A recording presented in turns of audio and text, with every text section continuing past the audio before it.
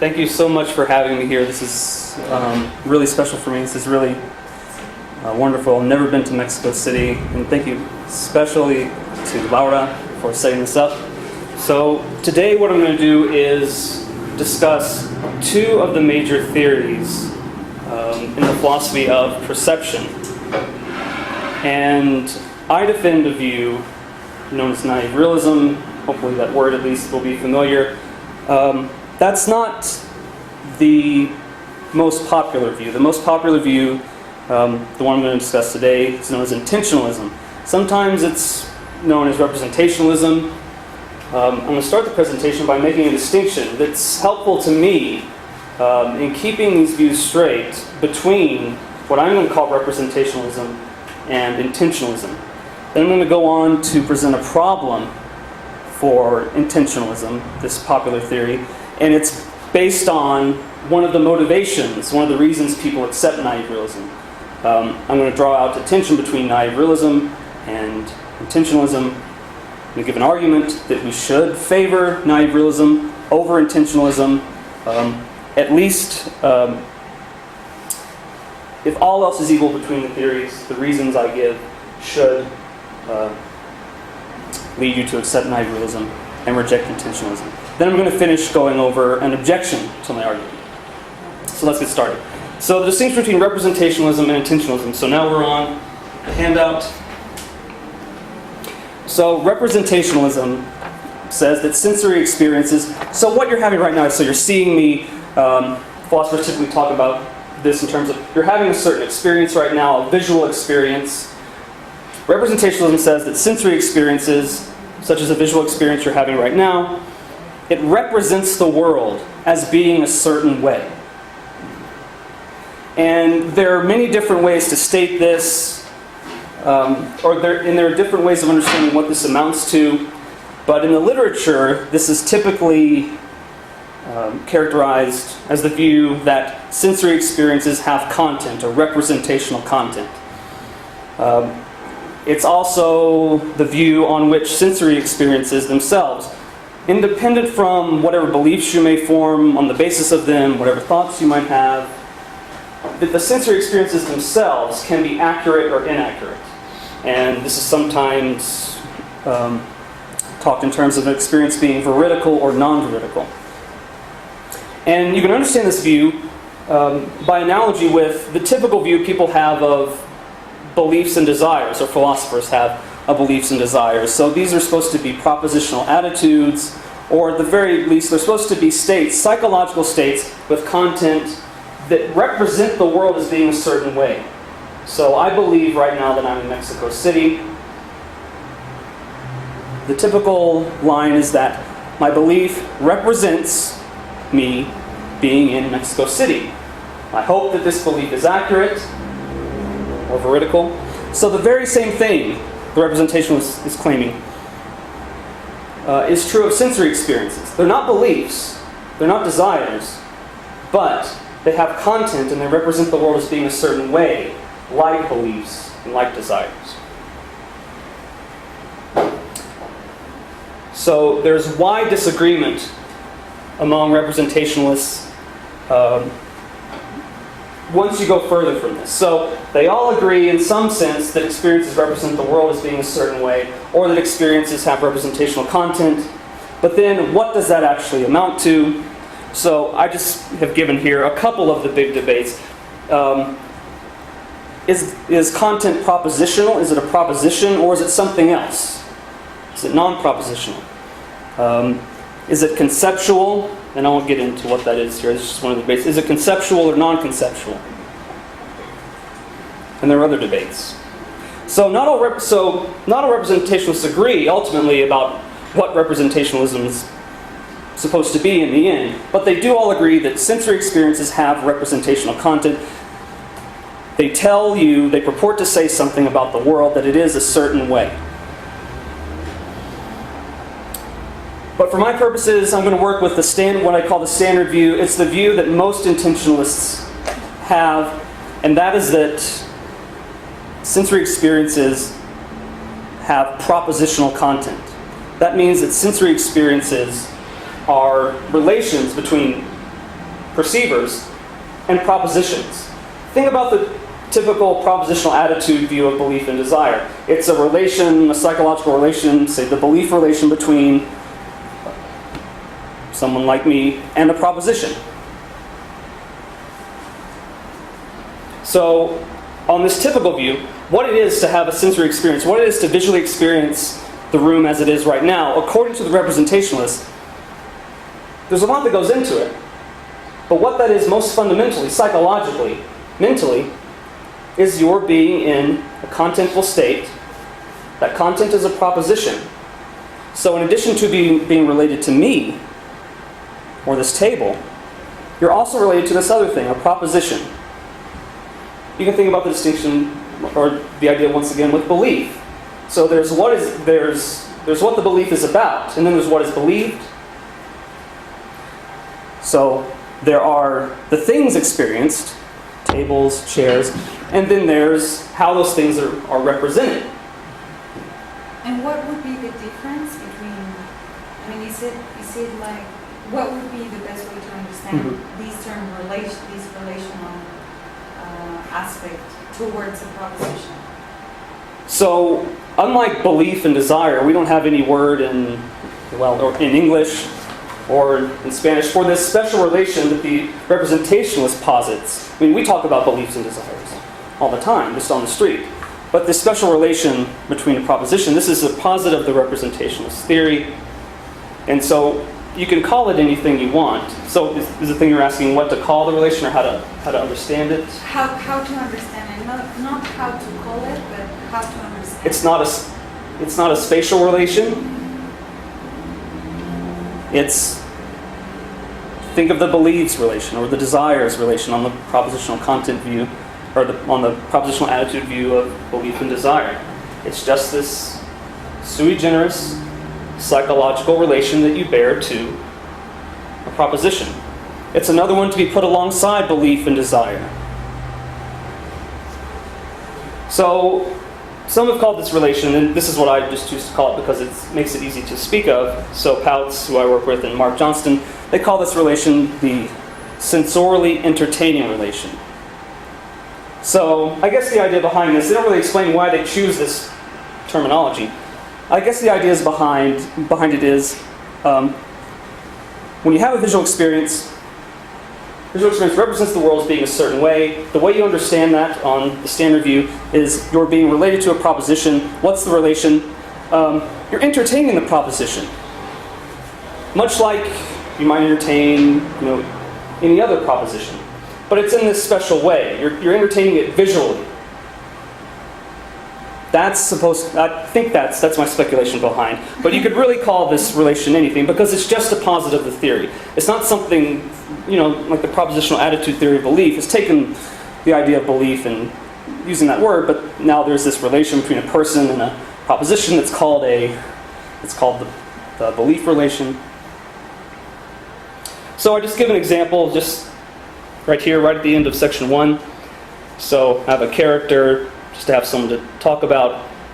Anna. Anna has a visual experience that represents a red and round ball before her. So what does that mean according to the standard representationalist view?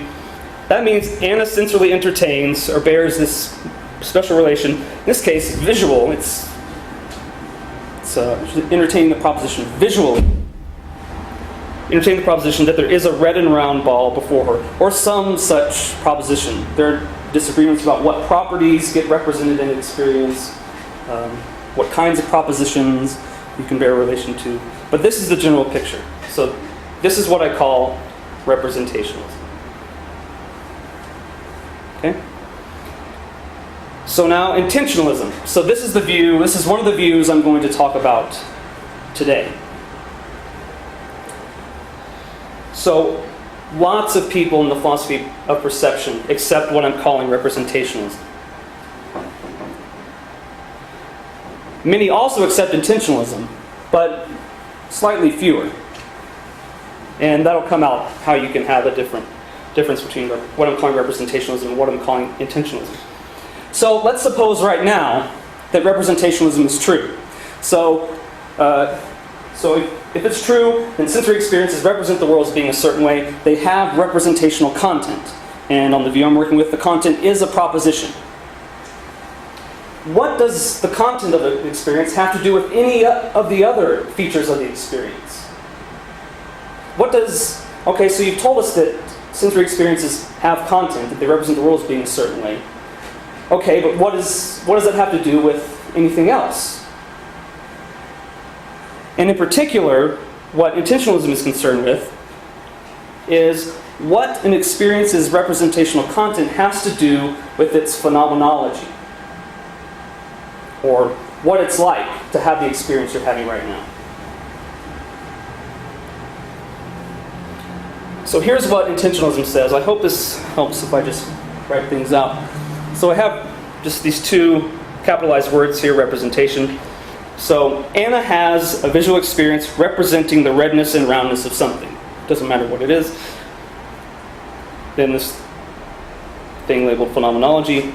Anna has a visual experience whose phenomenal character is identical to that of seeing the redness and roundness of something. So that's just a description of the phenomenology of Anna's experience. This is what intentionalism says. Facts like phenomenology obtain or are explained by facts like representation.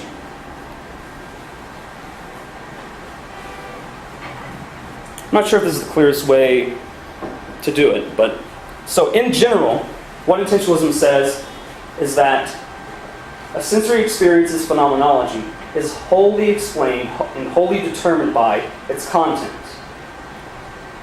This means several things. One, it means that any two experiences with the same content will have the same phenomenology.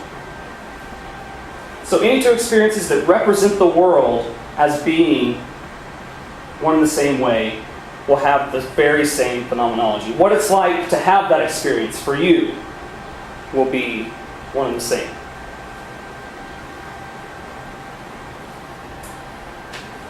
I'm sorry, I don't understand. Still, I don't understand the difference between representationalism and intentionalism. So intentionalism, so if you go to the next page, maybe this will help. So top of page 2, very in the section. So intentionalism is representationalism plus the additional thesis about the relationship between content and phenomenology. Does that help with the question? So this is how I understand it, because at least for me, getting into this a long time ago, separating, I think this distinction, and others have used this distinction as well, separating what I'm calling representationalism from intentionalism clearly separates the claim that, just the general claim that sensory experiences have content, from the further claim, which is the one that intentionalists are making, that content determines and explains phenomenology. But don't you think that also representationalists try to explain phenomenology? Someone who accepts representationalism might also have a theory about phenomenology. Maybe, I hope this will help. So, Horgan and Teenson, so there's a view, let me just say it like this. So there's a view on which is the opposite of intentionalism, that phenomenology comes first, and that's what explains. That's what explains the experiences representing the world as being a certain way. So that view would be representationalist view, as I'm calling it. I hope this isn't just making things worse, but so on that view would accept representationalism because sensory experiences have content that represent the world as being a certain way, but they would reject intentionalism because they say no, it's the phenomenology which explains representation. But the intentionalist does it the other way. Does that help? I'll take it. Okay, so that's representationalism and intentionalism. So far this is just stage setting. One more short thing, setting the stage for what I'm going to do. So, typical objections to intentionalism rely on the fact that according to intentionalism, if two experiences have the same content, then they have to have the same phenomenology. So many philosophers working in this area who are not sympathetic to intentionalism have tried to give counterexamples. So what does that mean here? You try to give an experience that has the same content. So two experiences, you can think of it, one in the actual world and one in the nearest possible world, or however you want to think about it. There's two experiences have exactly the same type of content, but differ in phenomenology. And this is a rather large literature spanning well over a decade. People trying to giving these counterexamples. So one example, just really quick, I don't want to draw focus away from the main line of what I'm doing, but one example is, so I don't know if you call it the same here, but the Necker cube. It's the cube, I don't want to try and draw it, but it's a three-dimensional cube. It's like a wire line cube.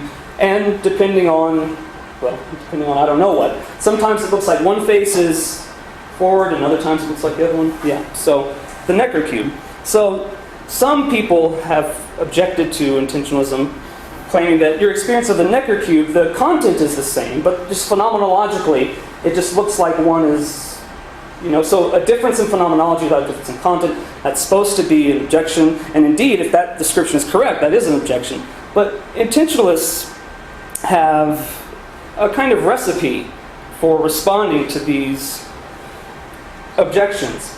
So what they do is, so for example, the Necker cube, you figure out what it is, how you want to describe the phenomenological difference. You might say, it appears as though, so you could label the faces A and B. Well, when I look at it now, it looks like face A, or surface, or side A, is closer than B.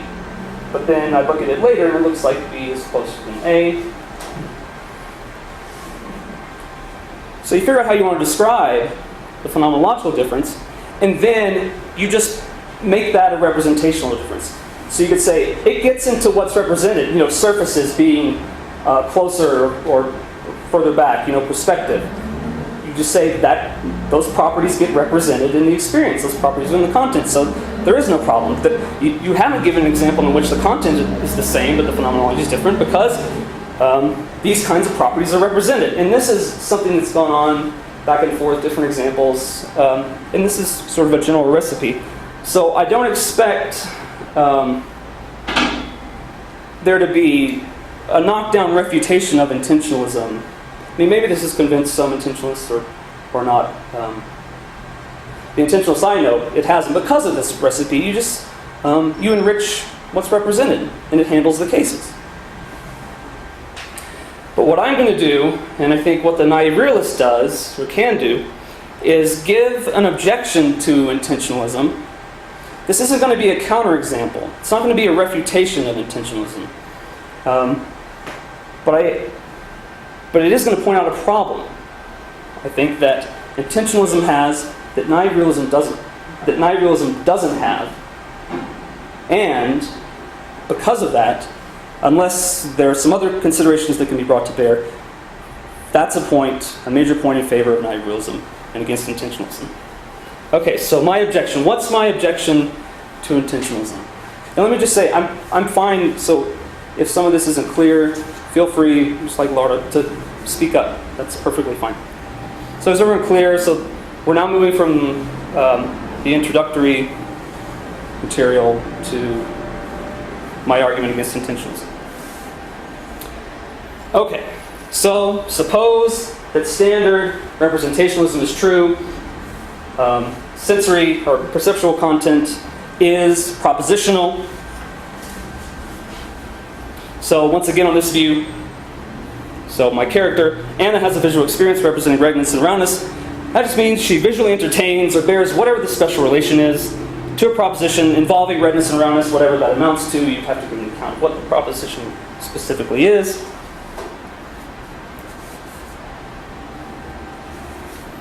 And according to intentionalism, the fact that Anna visually entertains a proposition involving redness and roundness explains the fact that she has a visual experience with the particular phenomenology she does. So this has two, what I think are highly counterintuitive consequences. Let's see if this will Oh. So here's what intentionalism says is going on. So here's a ball.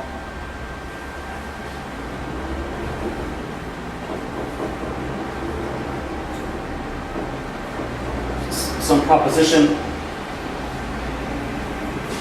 And suppose this ball is red.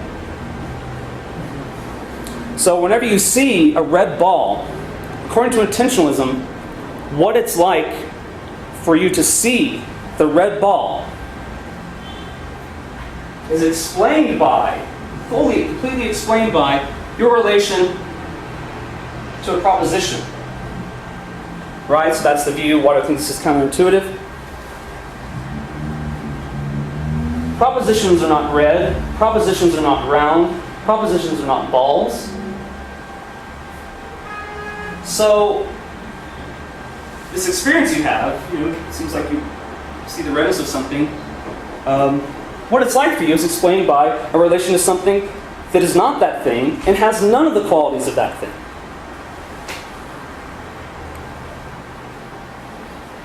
And moreover, so does everyone understand problem one? I'm going to explain a little bit more why it's this problem, but the general problem is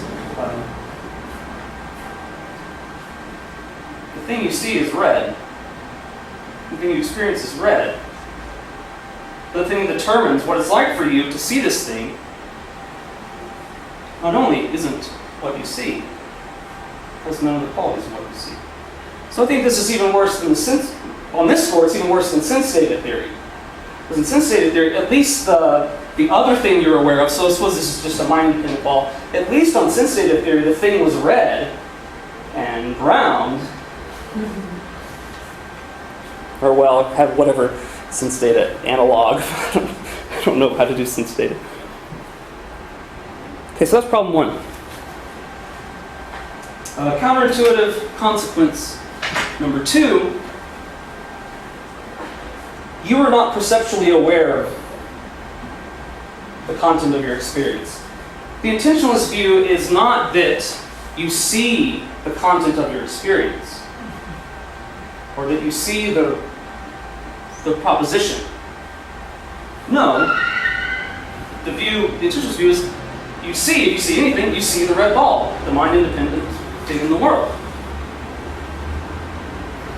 So not only does the thing that determines the phenomenology of your experience not have any of the properties of the thing you see, it's not even something you're aware of. And it's not even something you could be aware of. At least visually, you can see proposition. So you put these two things together. So you have a view in intentionalism on which what it's like for you to see the world, the visual experience, the world as it is right now, is wholly determined by something that has none of the features of the things you see, and moreover, it's wholly determined by something that you're not even visually aware of. So the things that you do see, what it's like for you to see them, it's wholly determined by something that you don't see and has none of the properties or features of the things you do see. So that's at the bottom of page 2. So what's motivating this so far? So I've told you these are problems or these are counterintuitive. And I hope that you've felt it already, what might be counterintuitive or problematic.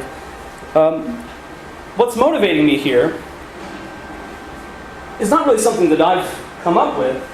It's something that's been motivating what's known as the naive realist view of perception or phenomenology. It's been motivating it all along. So at the top of 3, I've just labeled the naive realist intuition. I'm trying to give a voice to what's, if you feel along with me what the problem might be, then hopefully this gives voice to it as well. So the naive realist intuition. So successful perceptual experiences, and by that I just mean what's going on right now. I assume that none of you are hallucinating. There aren't some radical illusions, perceptual illusions going on. So successful perceptual experiences have their phenomenal properties, or their phenomenal character, or their phenomenology, by virtue of their subjects just perceiving, seeing the sensible features, the colors, the shapes of ordinary concrete things in the environment. That's an naive realist intuition. I think of it as, when you just think about ordinary, say, visual perception, what explains what it's like for you to have the experience of the world you're having right now visually? What's that you're seeing? These concrete things, not concrete as asphalt, concrete as material-mind independent things that have the very features, very often, that have the very features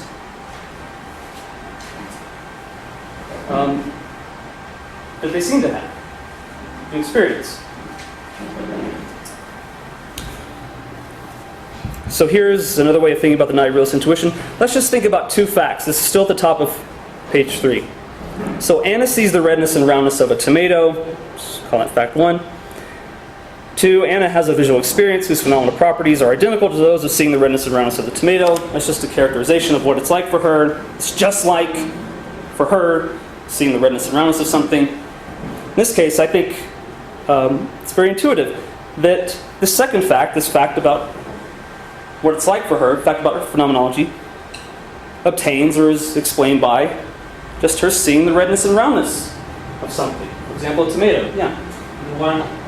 The verb sees, it means Anna has a relation with a tomato that is round and red, isn't it? Yeah. So seeing, you can think of it as a relation. Yeah. Okay, and then all the perceptual verbs are kind of saying that you are in a relation with something. Yes. And well, what do you mean all perceptual? So, verb like to see. Hear. So not always. I mean, sometimes I don't know how this is in Spanish, but you might be doing a math problem and say, "Oh, I see." When they are used like perceptual verbs, they mean that you are related with something, but that relation has a kind of nature that is not the relation that I have when I, for example, I am hit by a ball or something. So the question is, what's the nature of that relation? Of the perceptual relation? Well, different views are going to give different accounts of that. So later I'm going to explain what the intentionalist says this relation amounts to, and what the naive realist. I don't know if I cover exactly what the naive realist says this relation. So for the naive realist, this is just going to be a at least psychologically primitive relation. They sometimes call it just visual acquaintance, or just acquaintance. I think to capture the idea that it's just, you're not going to be able to break it down into smaller parts, like something causing, even though that's relevant. But it's just this basic psychological relation between you and constituents of the world. Properties, or so naive realists can disagree over, is it just properties or is it objects? Well, there is anything between that relation with the object that makes me see the redness and the round. Yeah. So does everyone understand the question? So, of course that's right. So there are all sorts of causal processes, things going on in the retina, things going on in the visual system. And it's perfectly compatible with naive realism or any view that this relation, for example, supervenes on all of that. So that if you have any two situations where you fix all of those kinds of facts, well, those are two situations in which someone's seeing something.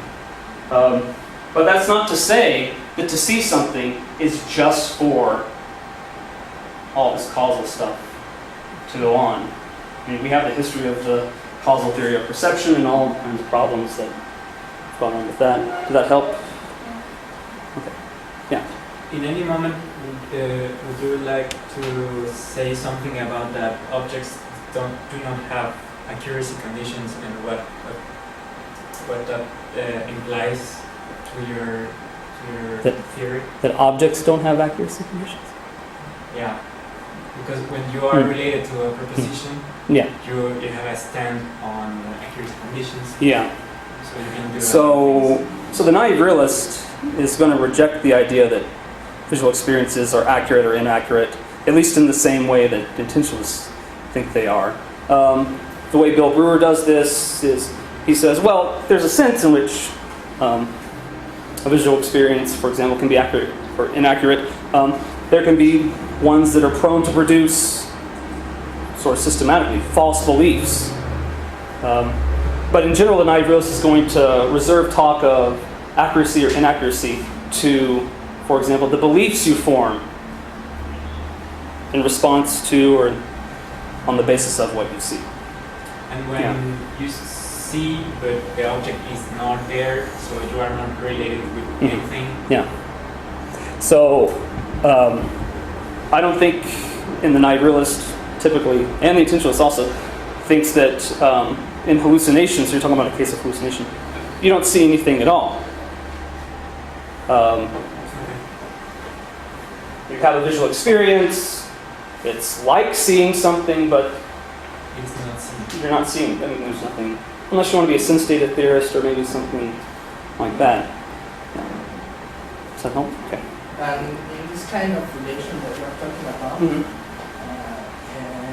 do you include also events, not only objects and property? Yeah, so this is going to be another thing that, so I really don't want to get into debates among naive realists about what it is on the other end of, so there's some naive realists who think that no, actually, it's events. Those are the things that you are visually acquainted with, or I guess depending on what kind of facts you have. Yeah, so it could be events. I don't know if that would cause a problem.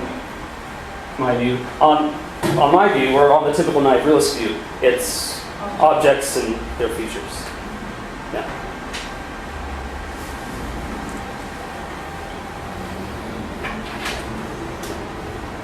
Okay, so we're still at the top of page 3. So just a characterization of naive realism.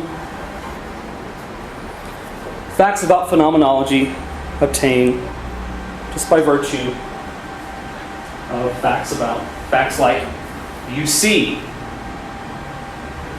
this thing, it's an independent thing with these certain qualities. So this is not part of the typical naive realist picture. It's just the perceptual relation, and then any other features of the experience you have are explained by. So it's not a relation to content that explains phenomenology. It's a non-intentional, non-representational relation of visual acquaintance with concrete objects in the world. Okay, so here's a preview of my argument. Actually, this is my argument. So, all right. So premise 1: all else being equal, the best account of perceptual phenomenology is the account that best accords with our intuitions. Intuitively, and this is just the naive realist intuition, successful perceptual experiences, ordinary perceptual experiences, have their phenomenal properties by virtue of their subjects perceiving the sensible features of mind-independent objects. According to intentionalism, this intuition is false. This is something that I'm going to get to in the next section. But according to naive realism, that intuition is true. Naive realism was just designed to capture that naive intuition. Therefore, all else being equal, naive realism's account of perceptual phenomenology accords better with our intuitions than intentionalism's account. Therefore, all else being equal, we should accept naive realism and reject intentionalism. By all else being equal, I mean if everything else cancels out and we have just these considerations alone, then we should be naive realists and reject intentionalism. But it might not be clear yet exactly why naive realism and intentionalism are incompatible. So is everyone okay so far? Any questions about the argument? Just in general? In the case that we consider counterexamples and then we would not have reasons, for instance, say we would not have reasons to endorse naive realism and we would accept intentionalism, say. So in that sense, if we consider other things such as for instance, explaining counterexamples, we would reject naive realism and accept intentionalism. I mean, not necessarily, but it could be the case that. You mean, so the very same, so the typical counterexample to intentionalism and then naive realism cannot account for the kind of example? For instance, so say that the way you explain phenomenology is just by resorting to a relation to physical objects. Intentionalism could explain, I don't know, impossible scenes and say something about what is the phenomenology in that case. Because naive realists, just by resorting to a relation to physical objects, it is not enough to say what is happening in having these other kinds of experiences. Right. Yeah, so are you just bringing out really how much I packed into the all else being equal? Yeah, that's right. So this is not going to resolve ultimately the debate. There are all sorts of things. What I'm trying to do is capture exactly what the naive realist thinks she's doing, what's motivating her, and simultaneously use that as an objection to intentionalism. But yeah, as I said at the outset, I'm not going to be giving a counterexample, and there can be other reasons to reject naive realism and accept intentionalism. That's right. Okay, so let's see if the intentionalist can accommodate the naive realist intuition. So one way to do this comes from, in a way, this comes from Heather Loeb. She's at Leeds. She defends naive realism, but she's at least considered or written about ways to combine the two views. So here's one way you could do it. So this is near the bottom of 3. So this upward arrow that I have here on the page, just let that represent some explanatory relation. I happen to think that in these contexts and in these situations, the appropriate relation is what Fine and Schaefer and Rosen have been working on, the so-called grounding relation, or the by virtue of relation.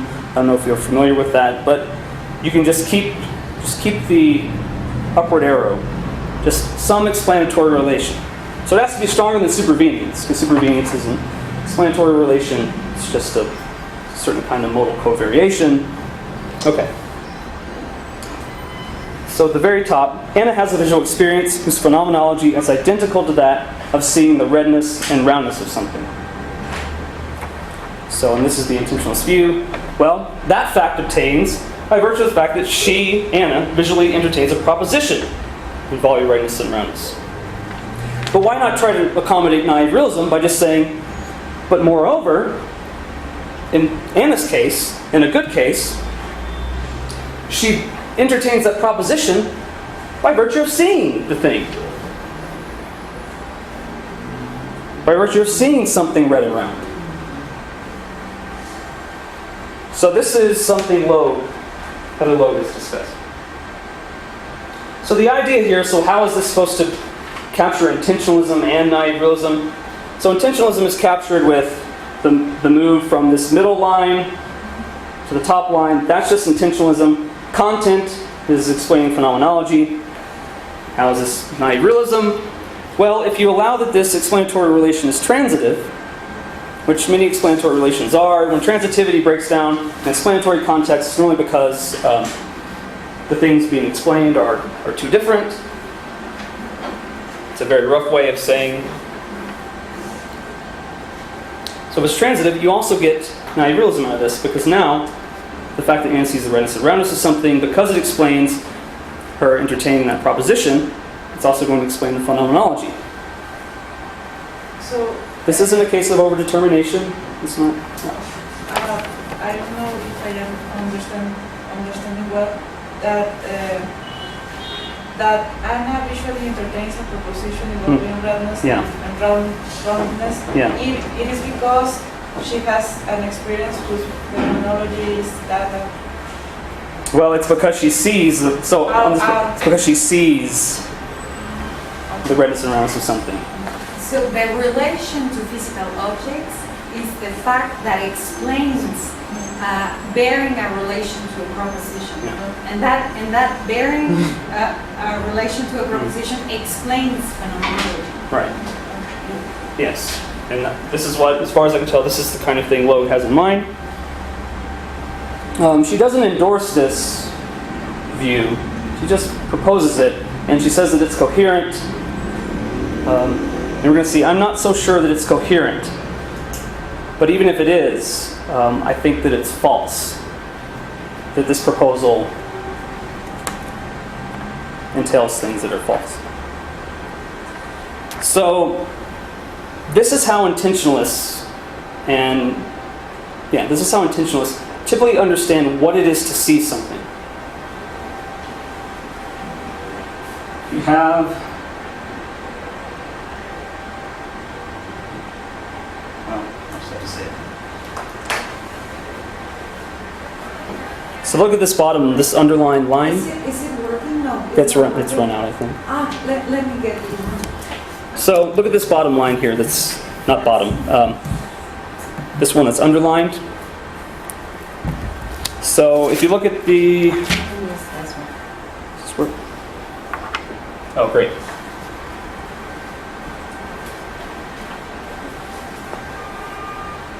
So this gets to your question. So what is it, according to intentionalists, for example, to see something?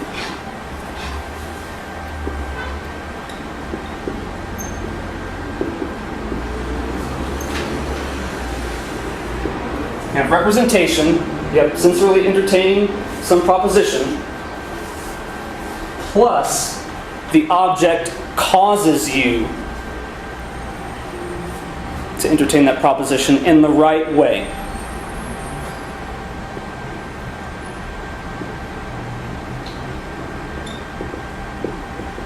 It's in the right kind of way. It can't be some weird, deviant causal chain. So that's what it is to see something, according to the intentionalist. So the thing that differentiates hallucination from ordinary perceptual experience, according to intentionalism, is the causal stuff. A hallucination is a case in which you just have the representation without being caused in the right way.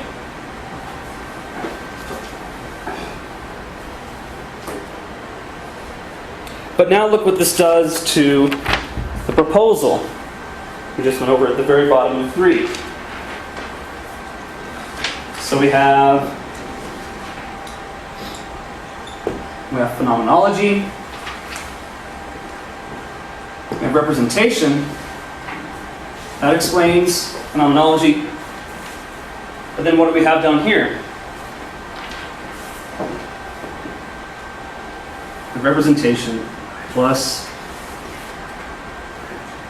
causation in the right way.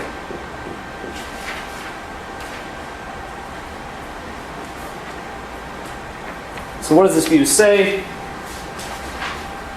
It says, among other things, that Anna visually entertains a proposition involving redness and roundness by virtue of visually entertaining a proposition involving redness and roundness and being caused to do so in the right way by some things being red and round in her environment. But this is not how explanations work. You can compare, for example, the ball is red. The claim that the ball is red by virtue of, or the thing that explains the fact that the ball is red is, well, one, the fact that it's red, plus, say, the fact that it's round.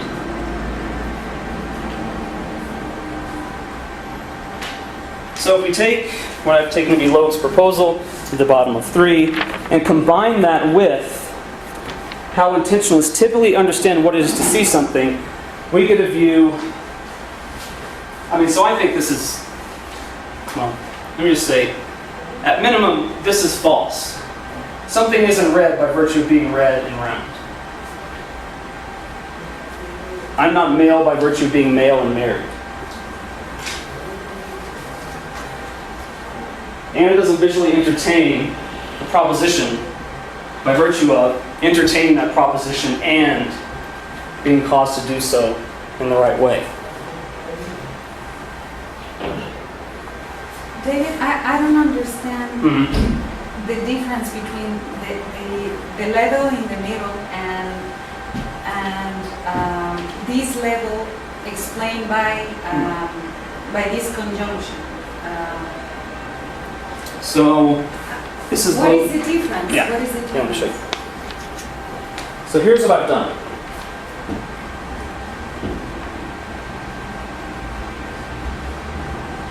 So this is Loeb's proposal or suggestion about how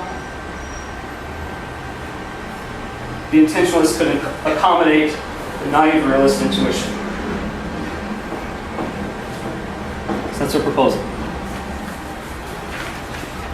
But according to the intentionalist, typical intentionalist view, this is what it is to see something. It's to be in a representational state that's caused in the right kind of way by the thing that's represented. So if we just replace this, because the intentionalist says you can just swap this out. So now you see, so you can just swap this out, and when you swap it out, this is the view of the results, and I claimed it says something, this portion of the view says something that's exactly like this. But if you make that move, you're not accommodating naive realism, isn't it? Exactly, and so the intentionalist cannot accommodate naive realism, given how the intentionalist typically understands what it is to see something. But if you simply say, so I have this visual experience, and this visual experience is explained in terms of a representation of something. And this representation is explained by our relation to physical objects. Then, in a way, you can accommodate naive realism, isn't it? Well, so by the relation to physical objects, so to accommodate naive realism, that relation to physical objects would have to be a perceptual relation, see. And this is how intentionalists typically understand what it is to see something. To see something is to be in a representational state. This is something that could occur in hallucination. Yes. So this is an ordinary case of perception. Well, my paper was big enough. All right, this is a hallucination. It's just a representation. The thing that differentiates the two is that. What I don't understand is that, so you're explaining phenomenology in terms of the representational content. The intentionalist explains it. The intentionalists do that. So this is intentionalism right here. Yes. Yeah. So, and now the second move is... This is naive realism right here. Yes. So I don't understand, why is it that you're instead of explaining, instead of saying that there is a relation to physical objects, you use the definition that the intentionalist provides of what is phenomenology. Well, I don't understand that move. Well, this would need to be a view that intentionalists can accept, or It looks like it is because that's what Yes. the intentionalist says. But this is what you might be saying is, so maybe the intentionalist just gives up how he or she typically understands what it is to see something. Is that the kind of thing you're saying?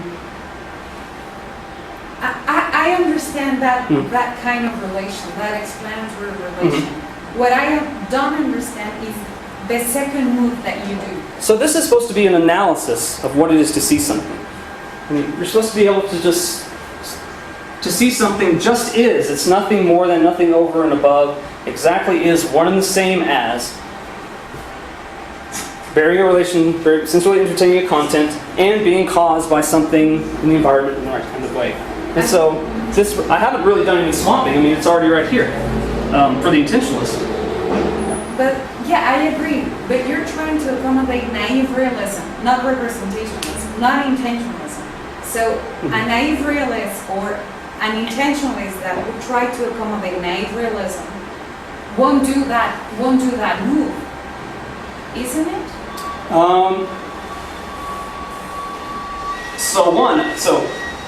So it's open speculation what. So I don't know if this is just something Logue has proposed, and I don't think so. I know in talking with Michael Ty that he thought that this kind of thing would work. Yeah. What I'm trying to do here. So remember the dialectic. So how did we get to this portion of the presentation? So I proposed a problem for intentionalism. I said intentionalism can accommodate what I've called the naive realist intuition, and now I'm trying to see if the intentionalist can accommodate that intuition. Yes. This is the proposal, which I got from Logue, and then I went further. I was trying to claim that her view isn't going to work if we take seeing to be as the intentionalist typically understands it.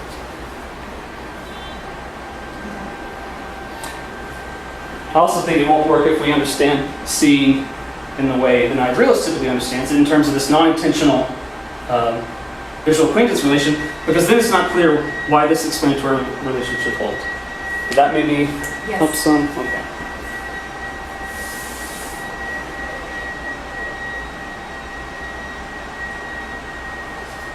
Okay, so this was me supporting my claim that the intentionalist cannot accommodate the naive realist intuition.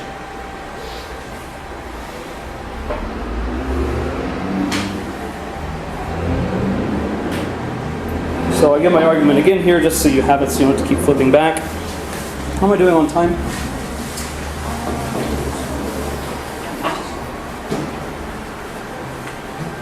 So it is 5:35. So no. I'm sorry, it's 5:09. I'm sorry. When do we start? So I think you can. We finish at 6. Oh, okay, good. So Okay. I think you can go through all the handout. Okay, good. All right, so there's my argument.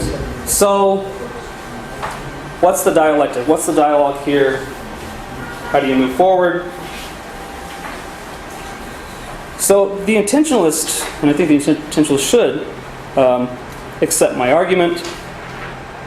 Reasons I gave. I don't see any other way to combine intentionalism and naive realism. You could go just over determination, where you have representation, and then just put the C's here. But then if you understand C's like this, or C's like this, then a problem emerges. And then there are all the problems, over determination. If that's what you have to do to get your theory to be compatible with naive realism.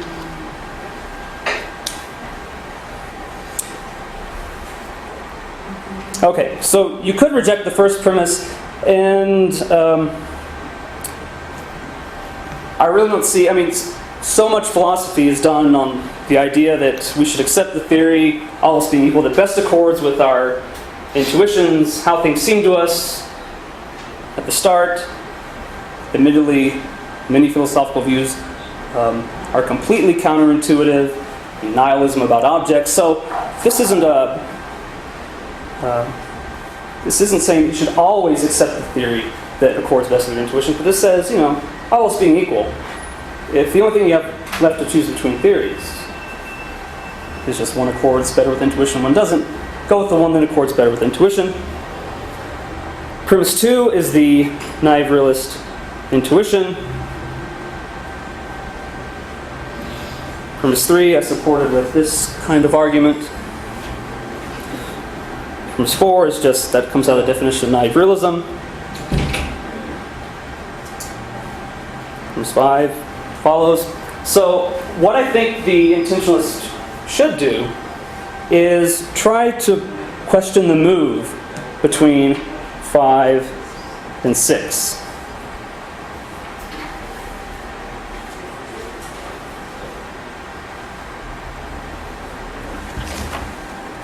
Okay, and this is the objection. So this objection is inspired by some of the work I've done with Adam Pouts, and a little bit from some of H.H. Price's work. So here's the objection in the form of an argument. So intuitively, all sensory experiences, so not just ordinary ones, but even hallucinatory ones, all sensory experiences have their phenomenal properties by virtue of their subjects perceiving the sensible features of something. So Price thought that that this is an intuition we have about all sensory experiences. That all of them, even hallucinatory ones, at least seem as though we're aware of something that has, features. But that intuition is obviously false. Well, I think philosophers think now that it's something that's obviously false. Think about hallucination. The typical view of hallucination now is that you aren't aware of anything. There are no objects that you see or are aware of when you have a hallucination. I mean, the only major view that said that there were in the first place is the sense data view. So it's false that all sensory experiences involve awareness of, perceptual awareness of, objects. Or in other words, if we take this naive realist intuition and apply it to hallucination, the intuition fails us. And Price thought we had this intuition about all experience.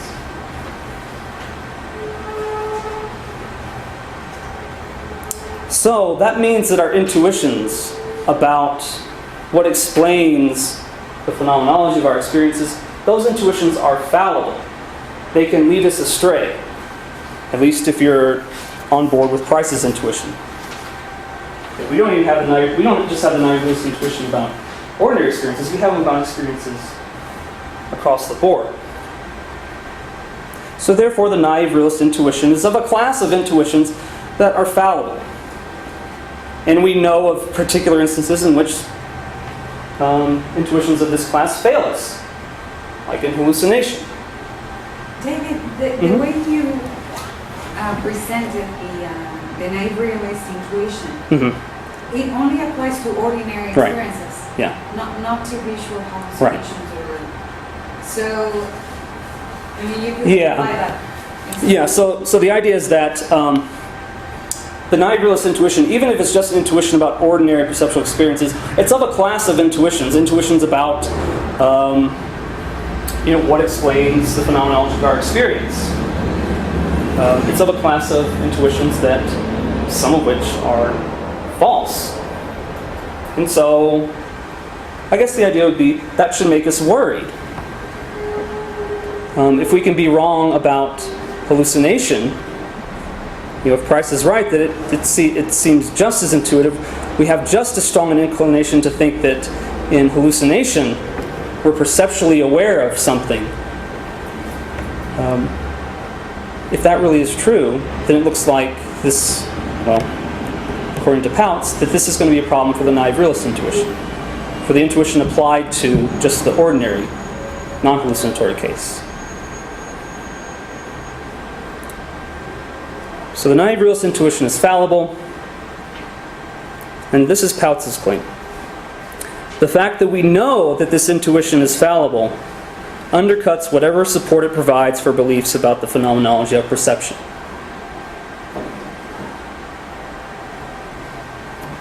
So therefore, it's no problem. This is no objection to intentionalism. I haven't given an objection to intentionalism because the intuition on which I'm relying, the naive realist intuition, is one that if it's not just false, then it's certainly fallible. And the fact that we know that it's led us astray, particularly about hallucination, undercuts any sort of justification we could have for using it to motivate naive realism as opposed to intentionalism. So the intuition just gives no compelling reason to accept one theory or the other. I mean, so I guess the idea would be it would be no problem for intentionalism if it fails to accommodate an intuition that we're not justified in using in our philosophical theorizing, because we have defeaters. We know that this intuition is fallible. I think Pautz's phrase is the extreme fallibility of this kind of intuition. So does everyone understand the objection? So if this is true, my objection, it is no objection, because it relies on intuition that it's no problem. I mean, who cares if a theory doesn't accommodate an intuition that we shouldn't use in the first place? So there are two ways the naive realist could go. The naive realist could just deny Price's intuition. What this would look like is, so if you think that we don't have this intuition, or maybe nowhere near as strong in the case of hallucination as we do in the case of ordinary perceptual experience.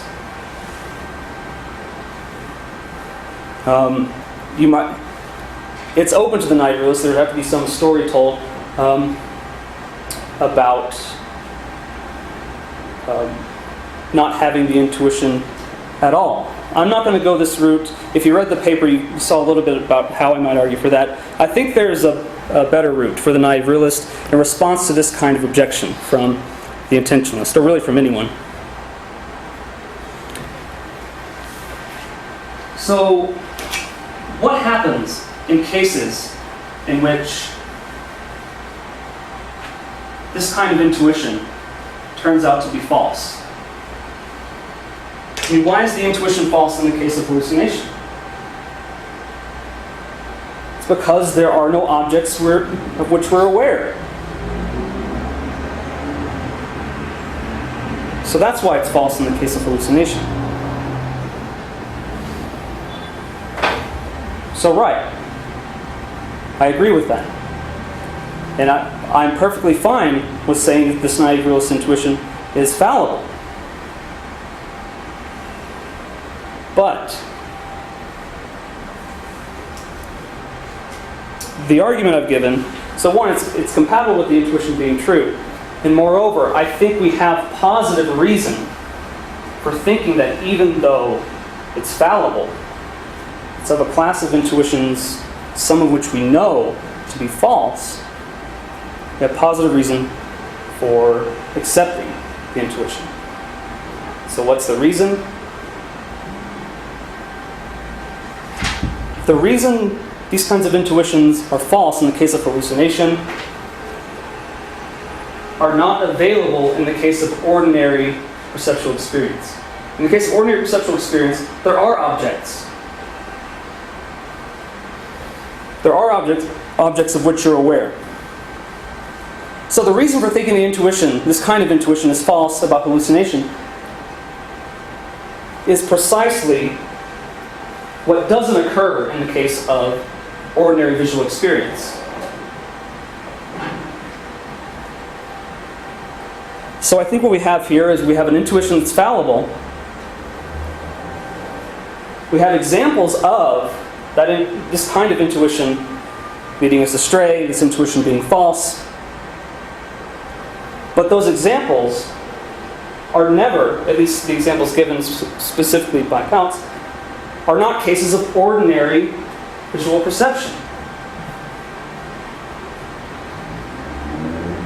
So, what the naive realist would need is some other reasons, some example in which the intuition turns out to be false for some reason other than there are no objects there to be perceived in the first place.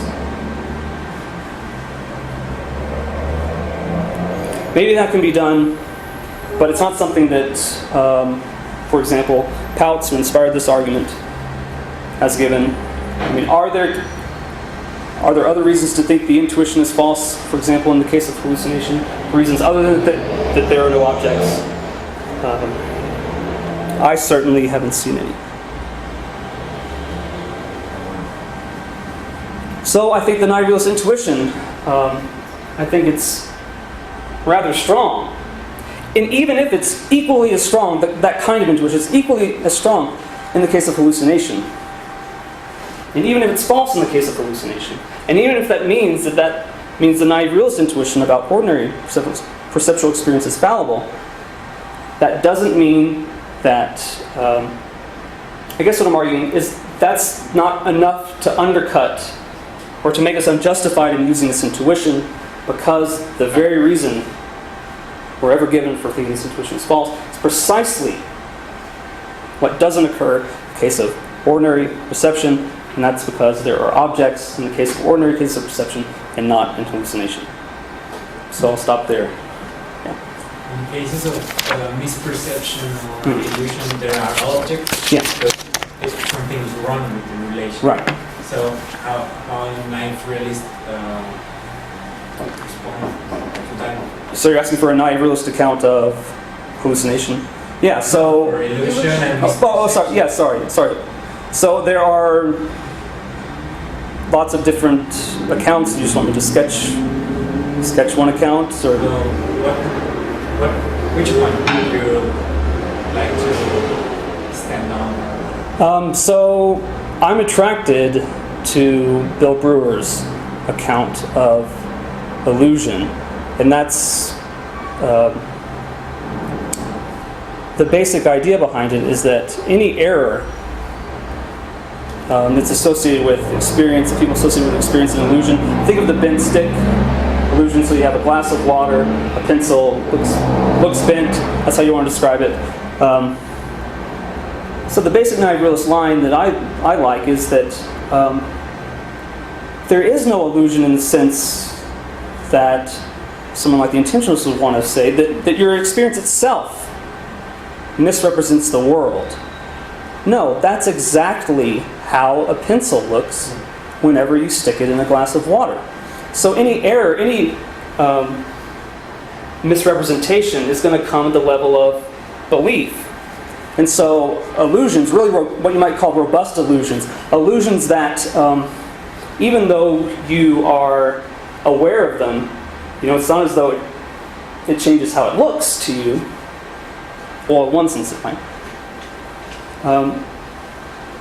It's all going to be at the level of belief, your reactions to it. And there just might be certain experiences you can have that, owing to other things about us, about how we are just systematically set up to produce false beliefs in us.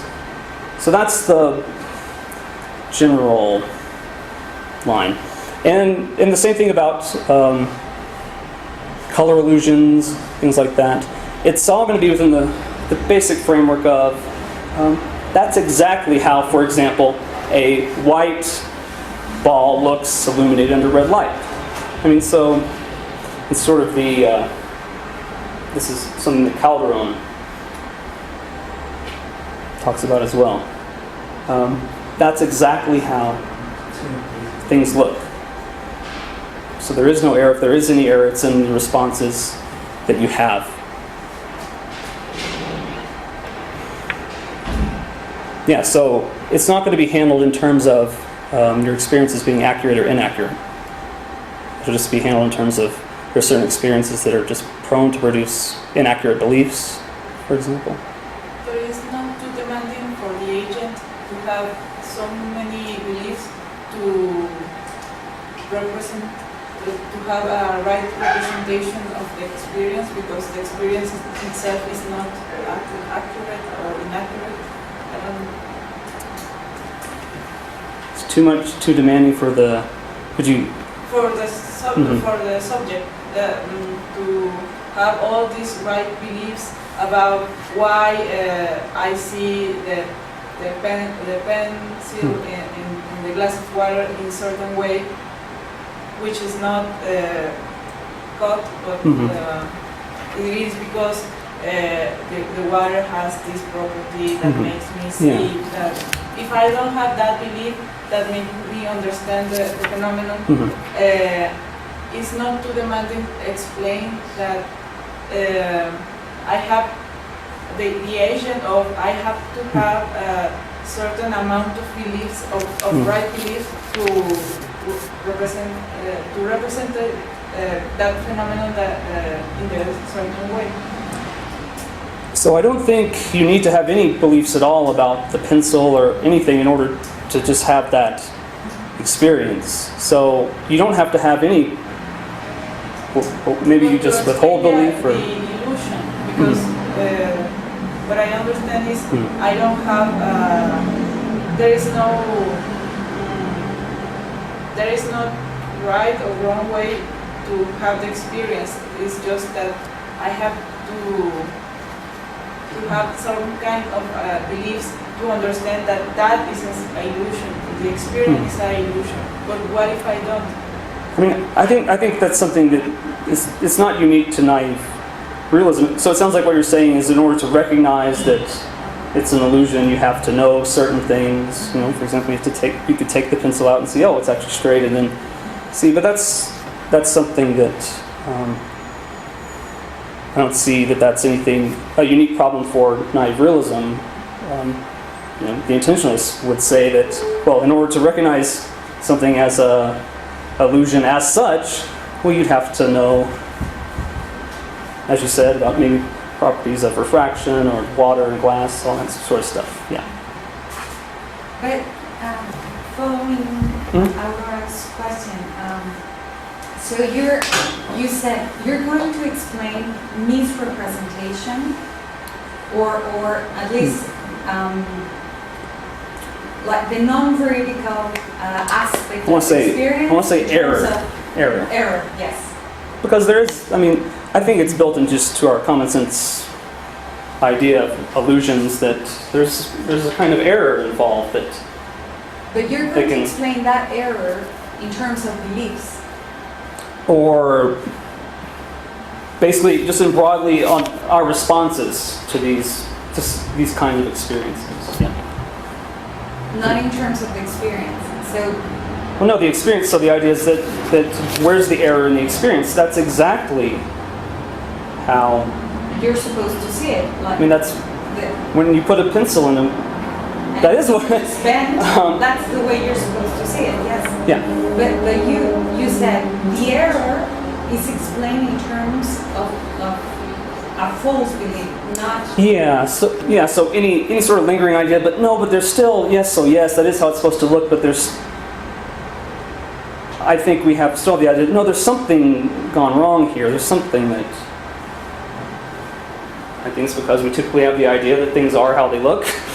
And illusions are cases in which how things look and how they are can come apart. But what is your view? Your view is that. So I think that if you were to put a pencil and water right in front of me, I wouldn't believe that it's bent. So there is no error on my part. Yeah. Okay. But for the intentionalist, there is ineliminable error, at least at the level of what your experience represents. No matter how hard you work to rid yourself of error related to that, you could get your beliefs right and get your thoughts and responses right to that kind of illusion.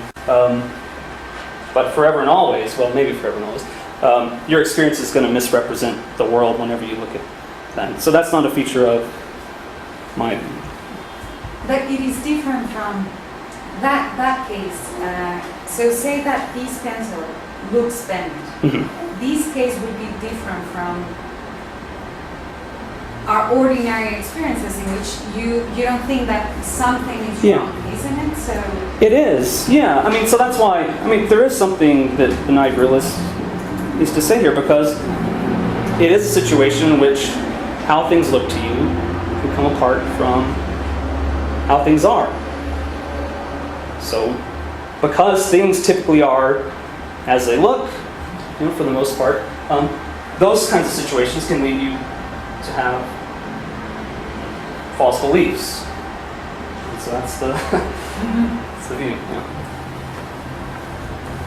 Yeah. Michael Ty told me a story of John Austin, who was teaching a seminar on perception, and the whole time he had this, I think Michael told it was sort of like a glass bowl, and he had a stick in it. And I think, you know how these stories go, but I think the story is that at the end of the semester, he pulled it out and it was bent.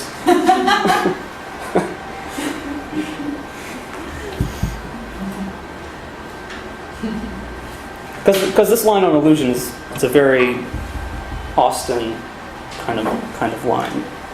He talks about the ore in the water. That's how ores look. Yeah, that's the problem.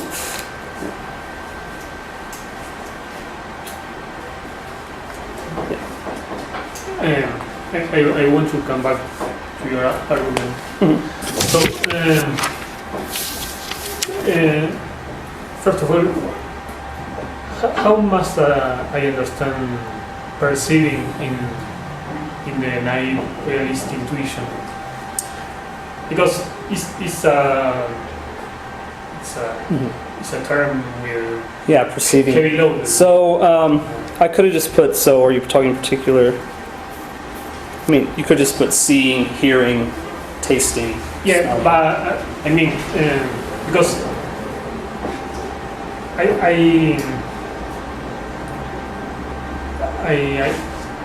because you say for the realist, perceiving is acquaintance. For the intentionalist is another thing. And I will accept the intuition is perceiving is it's no loaded, and if you're saying the intuition is acquaintance, so I say no. This is not an intuition. Okay, right. So I personally don't like to talk in terms of visual acquaintance. I think naive realism gives the most unloaded characters. I mean, it talks about seeing things and then it leaves that alone. It doesn't try to unpack that in any other terms. I think the reason naive realists talk about acquaintance or visual acquaintance is to register that fact, is that they're not trying to give an account of what it is to see something. They're not trying to give a theory or an analysis of what it is to see something, other than it is to, you can say it's to bear the seeing in relation to things, and they just leave that alone. Yes, and if you understand perceiving that way,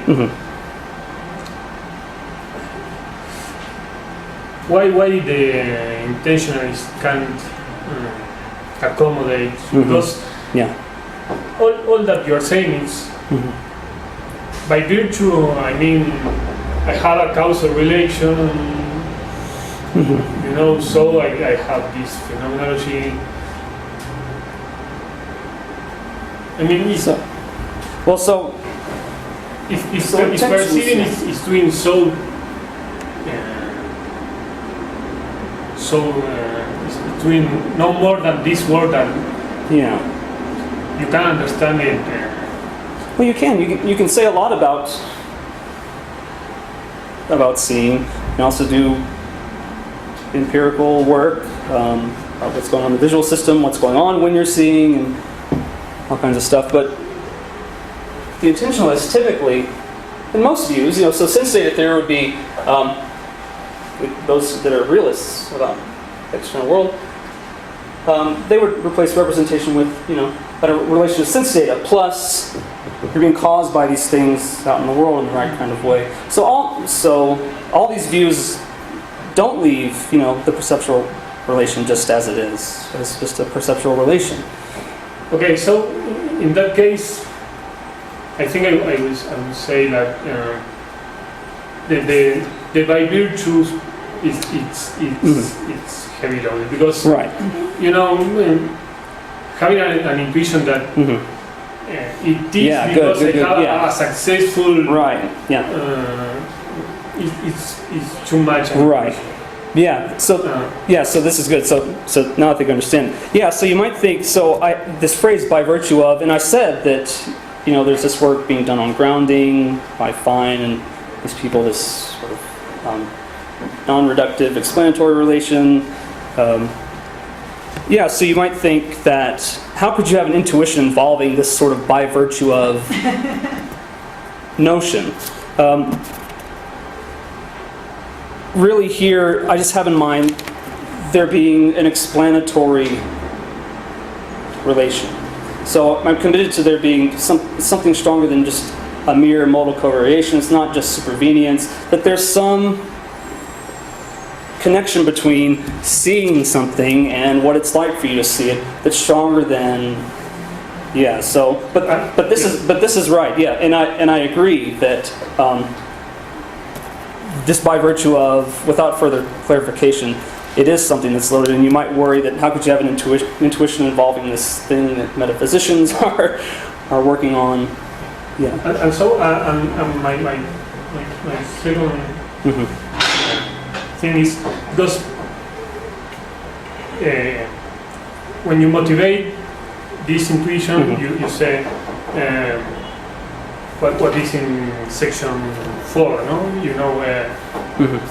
A proposition is not real. Yeah. I don't see a proposition, and I think that here again because when you say that I assume that you are not quarreling with the use of proposition in beliefs. No, you say, this is okay, but with perception it's not. And if you this is a critic, I think that it translates because I want that Anna marry me. Well, the proposition is not. I'm not in love with the proposition. I don't want nothing with the proposition. The proposition doesn't have any quality that I love. Right. So, in what if there is a problem with using a proposition to elucidate perception, I think that it will be a problem with using a proposition to elucidate beliefs. And so I think that the intentionalist will say that. So the reason I make that distinction, the reason I think this isn't an objection in the case of beliefs or desires, but it is one in the case of say for the intentionalist, is because beliefs and desires, they're not perceptual relations. And there's an ongoing debate going on right now about whether these kinds of states have a phenomenology to begin with. And so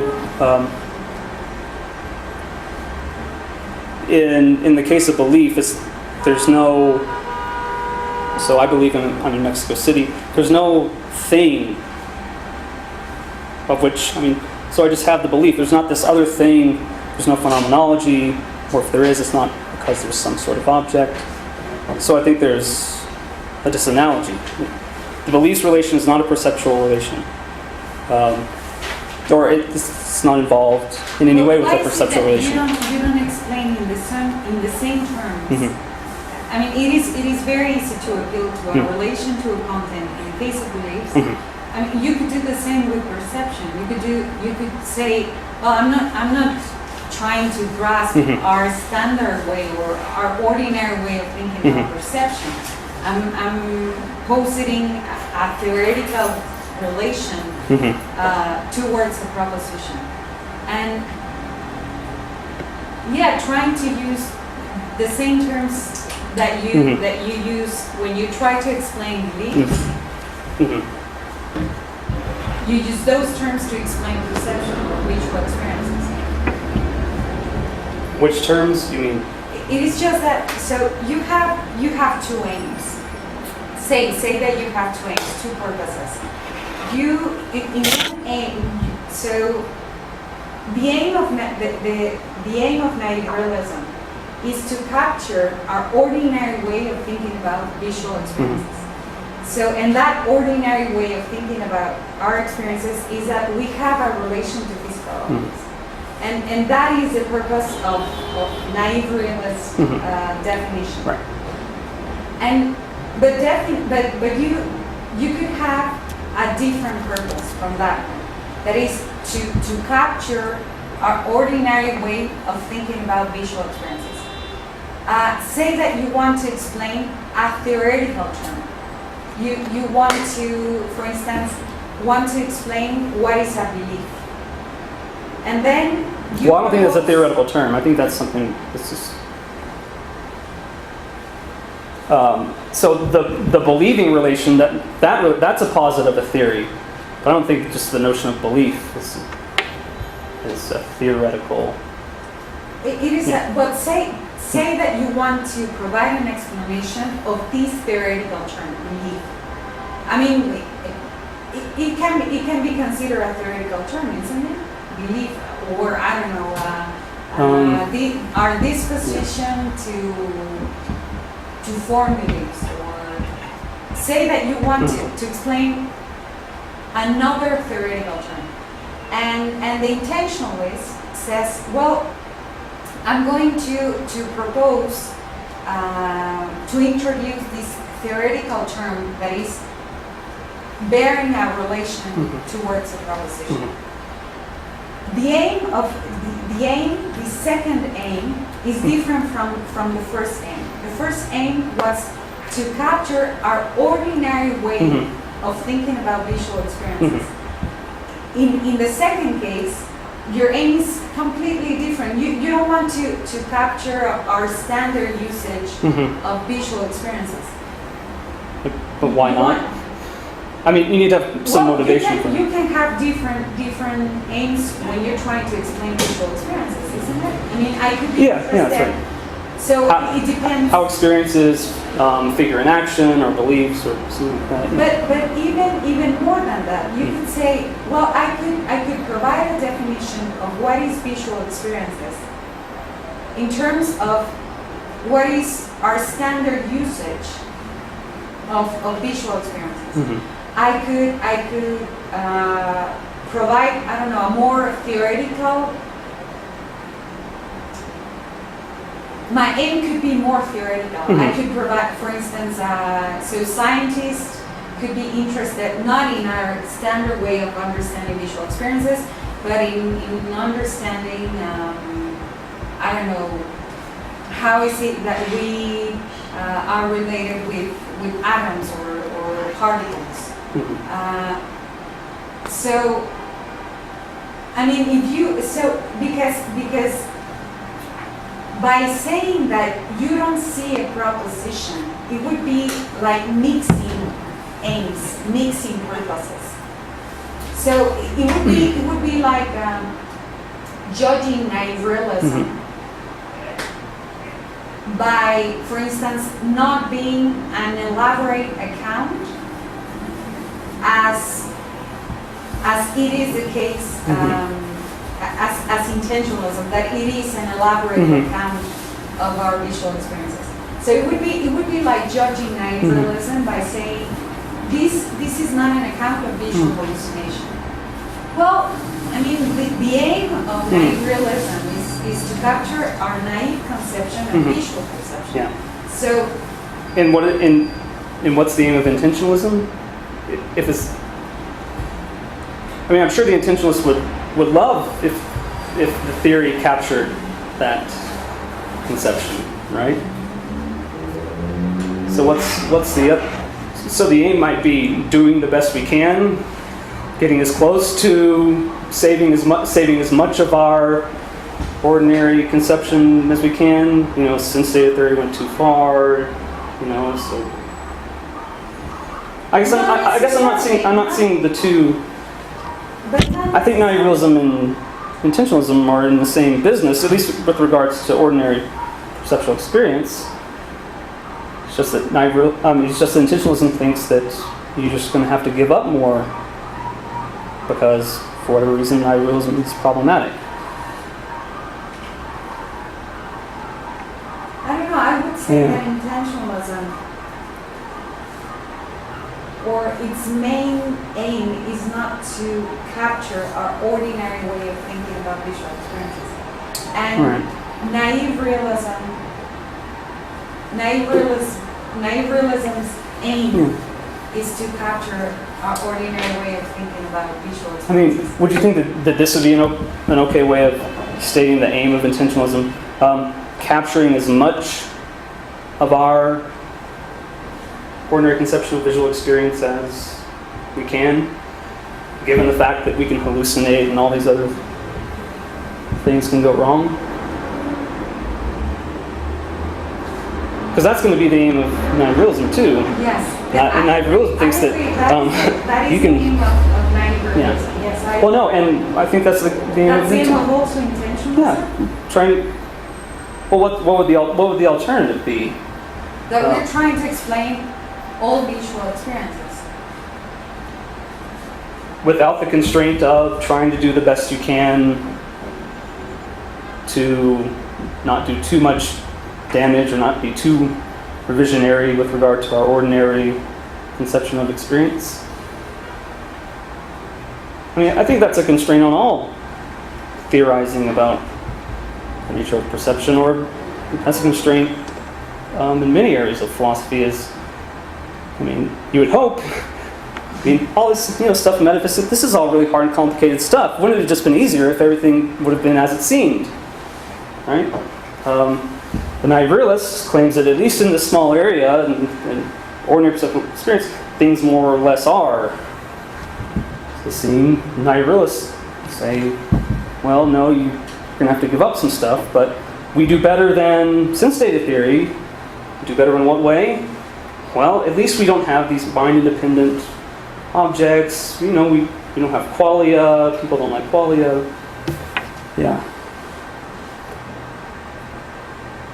I mean, I don't know if I can say, I think I see what you're getting at, but I think that's what I want to say, is I don't yet see exactly how there are two different aims from each theory. No, I agree.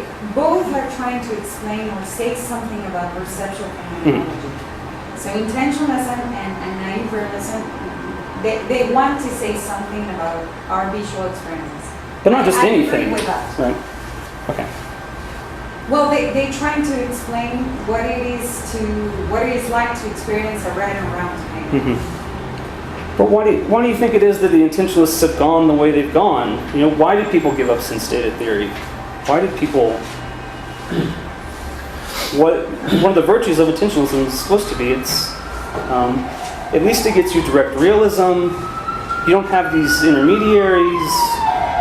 It fits in nicely with. But then what would be the difference between naive realism and intentionalism? If that is the case, well, we all should prepare naive realism. Well, so there are lots of intentionalists who think that naive realism won't work. So, I mean, it would be nice if it did, but it doesn't. Think about nihilists about material objects. People think there are no material objects except, they're just simples. There are no tables or chairs. I'm sure they would like to, they think the arguments lead that way, and you just have to do it. But the aim initially wasn't initially to do away with material objects. That's where, you have these puzzle cases and you have these problems, and that's just where it leads. But I think the aim, I think the restriction is don't just do and I don't think you're claiming this, but don't just make arbitrary revisions to how we tend to speak or how we tend to think about things, unless you have really good reason to do so. And intentionalists think that they have reason to do so, to make some revisions. because naive realism doesn't work according to intentionalists. So I think it's all the same. So you believe that all theories of phenomenology, they're constrained by following, but trying to, that all our theories should accord with our intuitions regarding phenomenology? Well, should. It would, not should in the sense that, well, there can be reasons to do away with how we ordinarily think about what it is to see something. But yeah, I think the constraint is that you need reasons to do. You need to motivate a theory that says that in addition to, when you see this, that in addition to bear relation to this, you bear relation to something else that you don't see and it's not a bottle, you know. But if they are different aims, do you say that they don't compete? No. Exactly. I think that both are trying to say something about perceptual phenomenology, but that their aims are different. But so you are either you are an intentionalist and a naive realist. That You could be. that you could call intentionalism that there is no debate if their aims are different. Of course, I would have to say something about these. So how is it that they have different aims?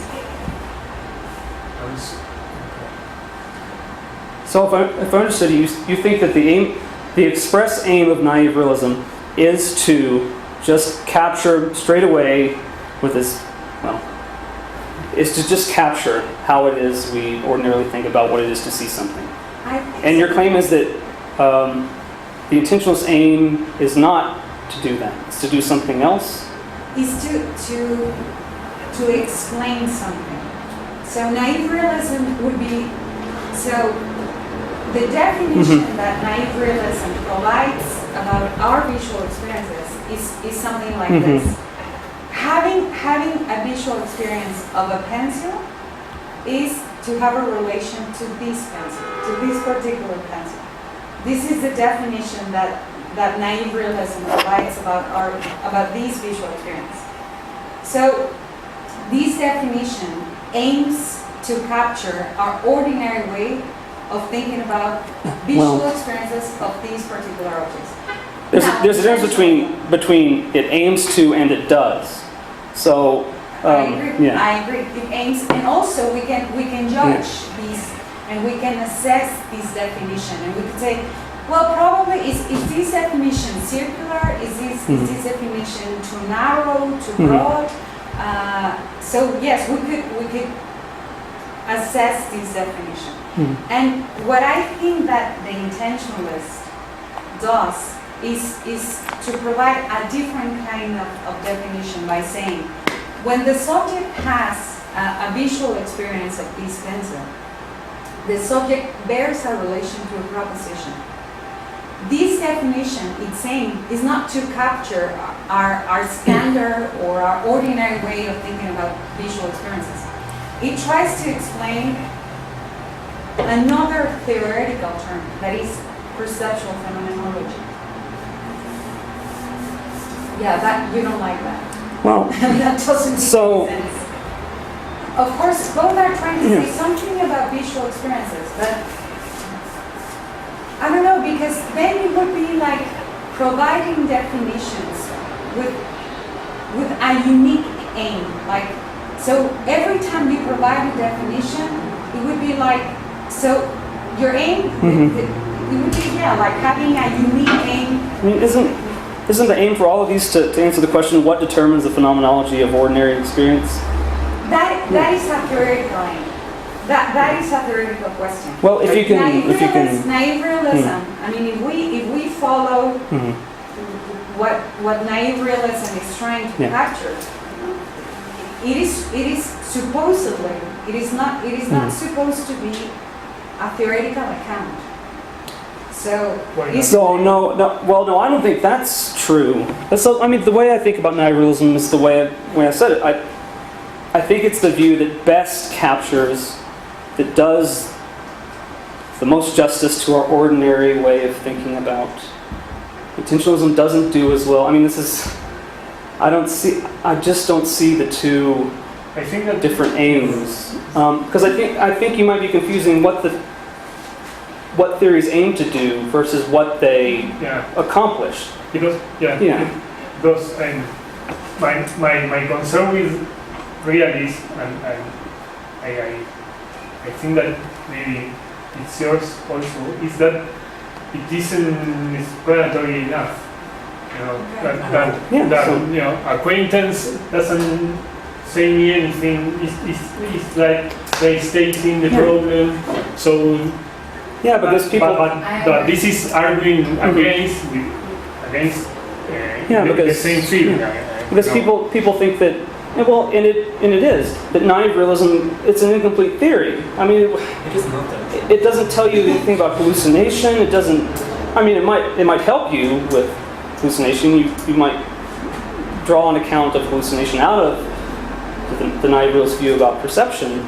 But yeah, so that might be a way in which. But that's different from saying Yeah. the aims. I mean, that's saying that the aims, naive realism.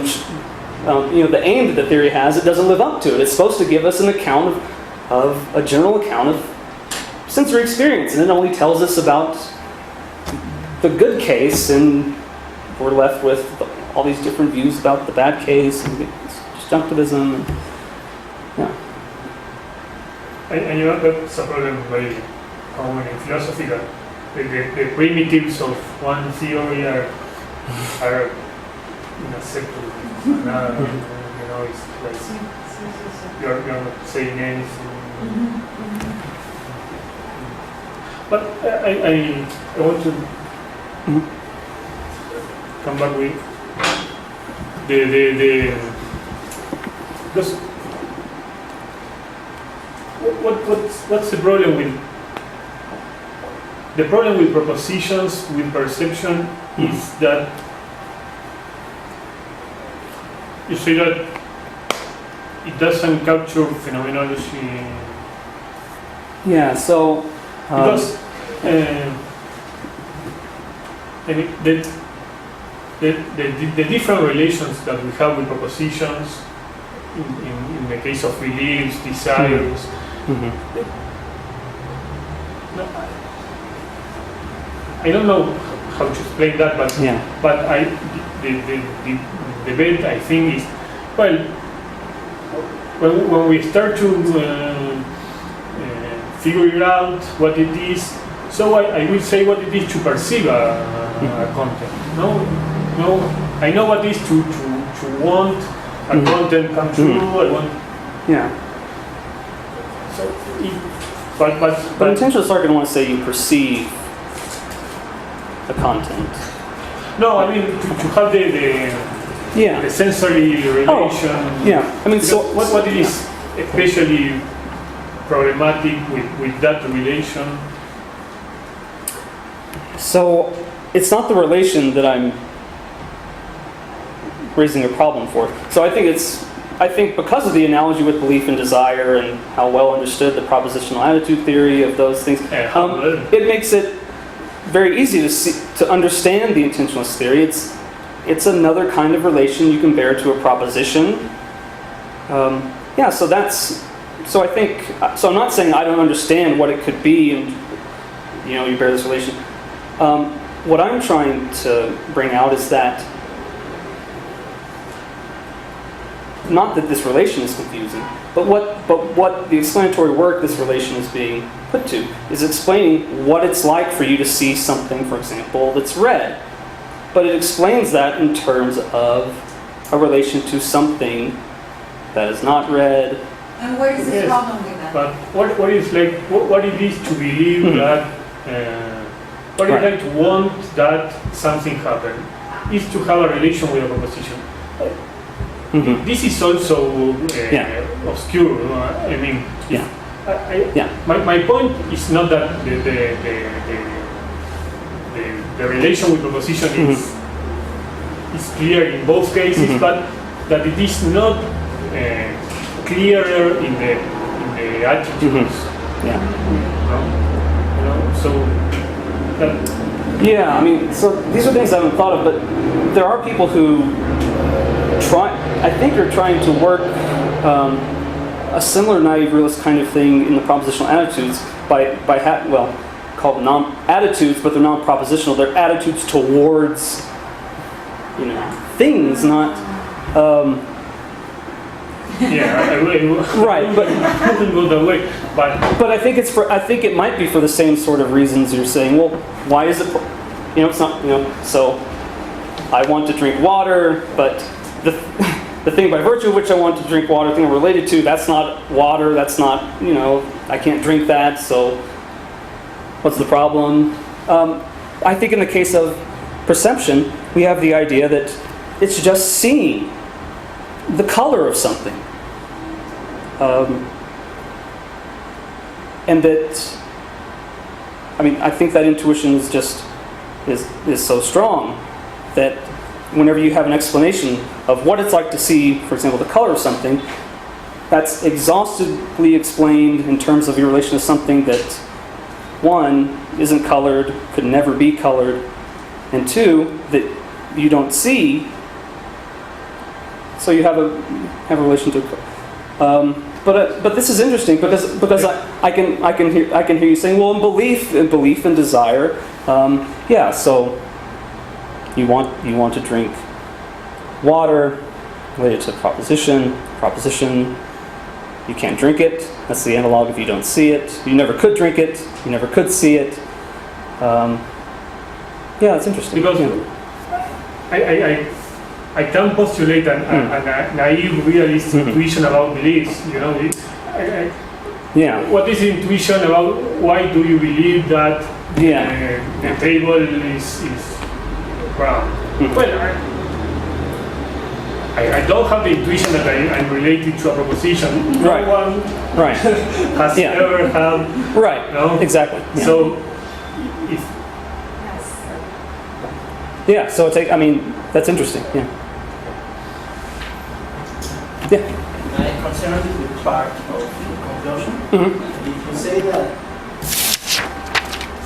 there is a positive reason to think that it's true the naive realist intuition, how do you answer an objection that says that about the idea of Ceras, about the myth of the given? About what? The myth of the given. The myth of the Given? Oh, the given. Oh, okay.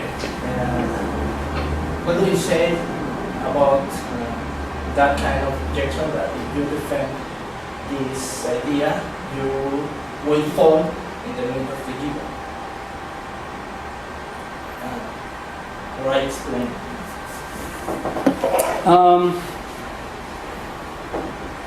Not quite sure I follow, but let me see if I am. So in saying that, on my view, perceptual experience, it doesn't say that the world is any way at all.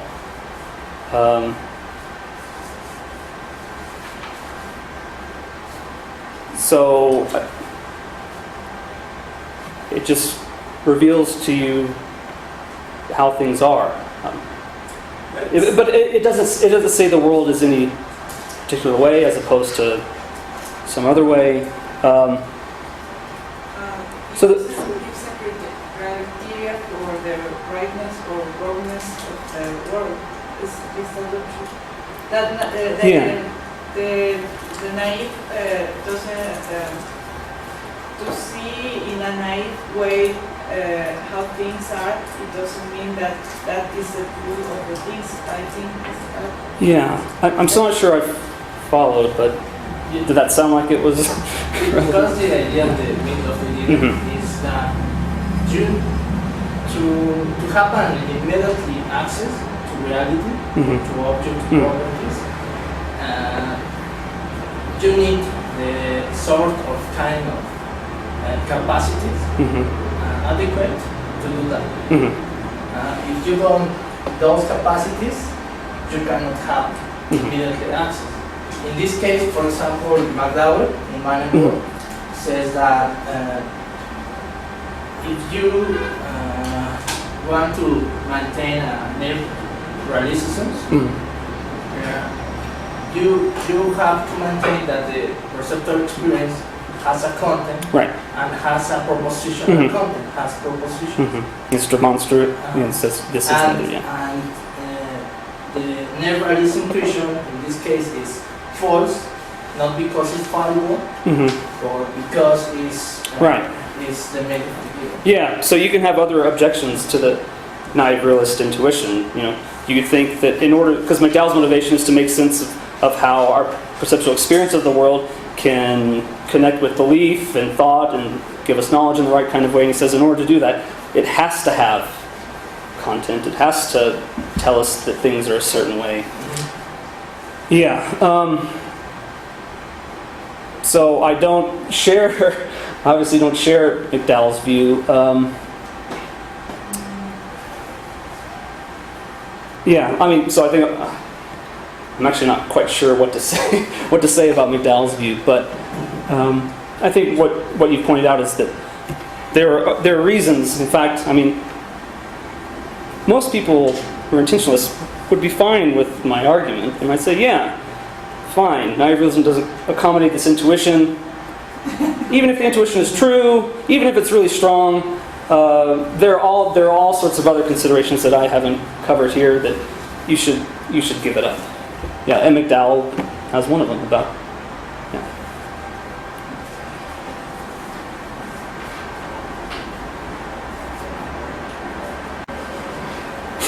Lorena, ¿tú ahora quieres decir?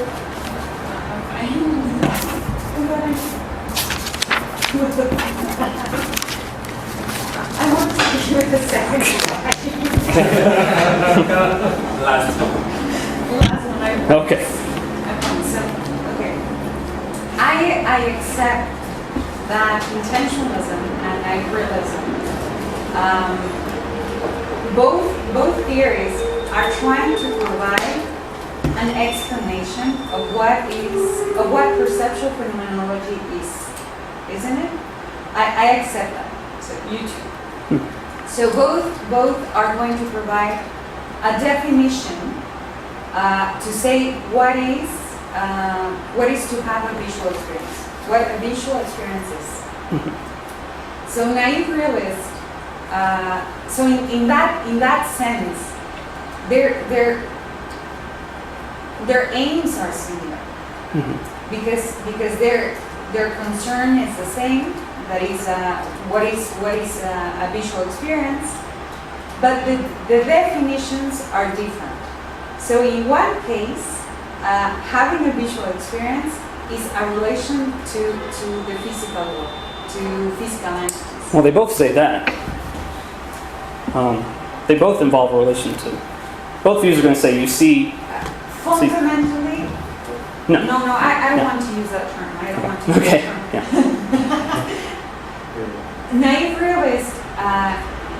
So a naive realist thinks that when a subject is having a visual experience of a physical object, that experience is explained in terms of having a relation with that very object. But not just any relation, right? Because the intentionalist is going to say that there are causal relations involved in seeing. Okay, so tell me more about that relation for the naive realist. Seeing.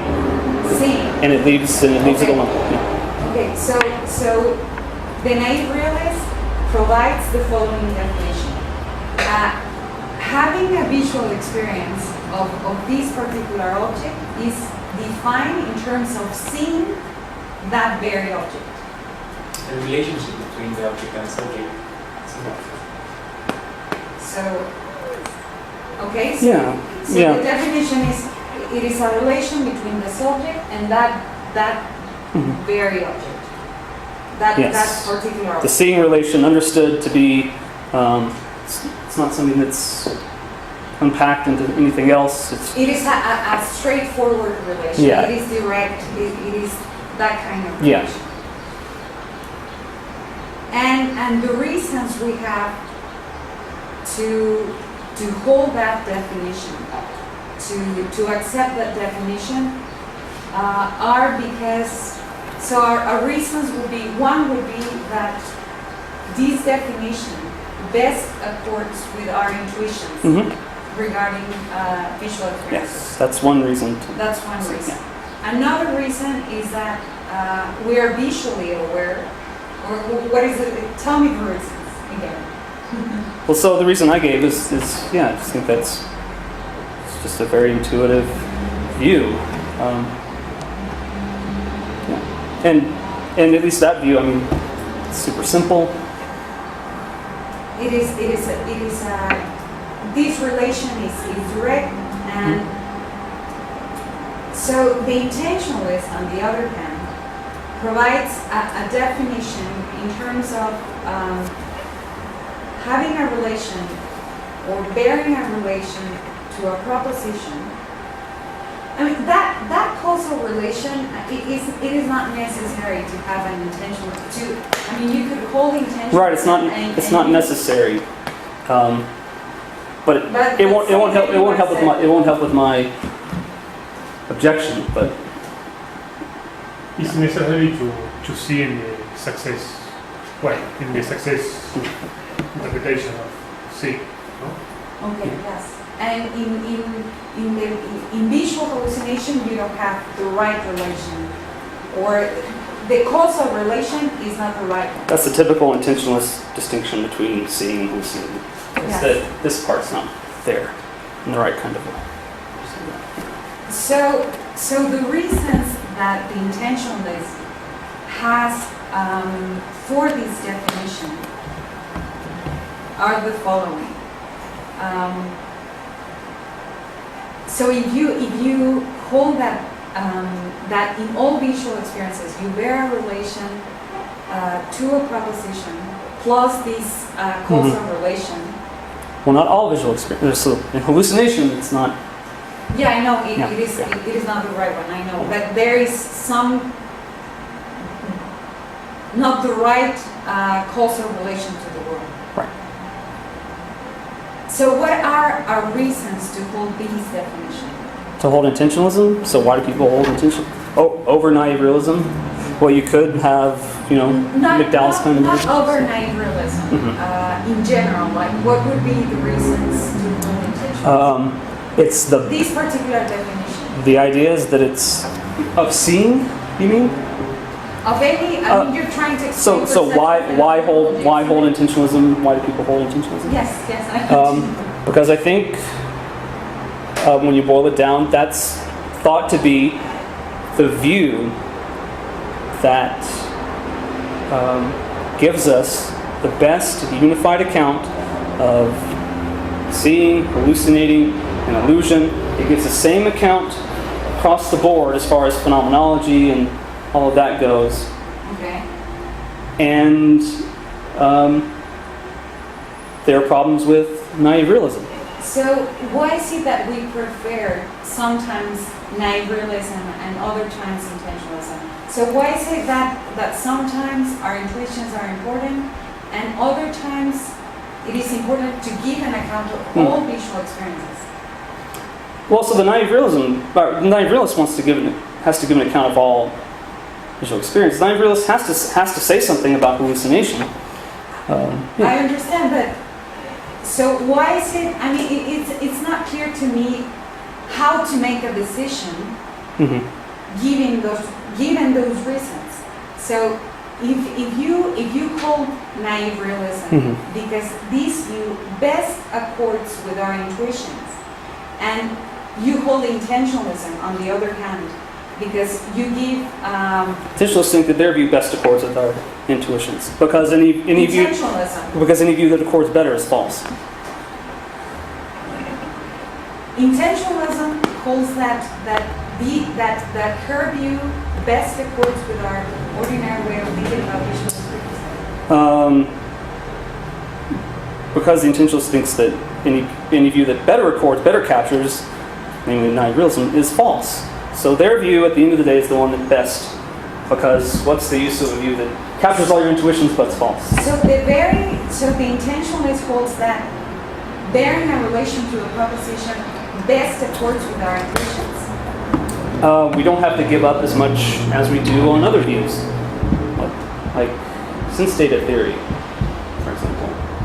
But that is different. That is different. So your view. Well, but naive realism have a counterintuitive side that is when I hallucinate, I don't have phenomenology, so this is It's Bill Fish's view. not intuitive, so you have to what Yeah. is more. But You what know, is more important? This is philosophy, nowadays. No, Yeah, I mean, but that's- don't you think that you have different constraints? So why is it that our theory? Yeah. I mean, why is it that we should care about our intuitions and not about explaining all visual Yeah, experiences? there is a tension between giving just a unified, clean account and trying to do the best we can to keep our just ordinary That's what I'm saying. intuitions. That's what I'm saying. Yeah. So those aims are completely different. So Mhm. those, yes, because in one case you want your theory. Those are different. Yes, those are different to aims. honor Yeah. your naive intuitions regarding visual experiences. Mhm.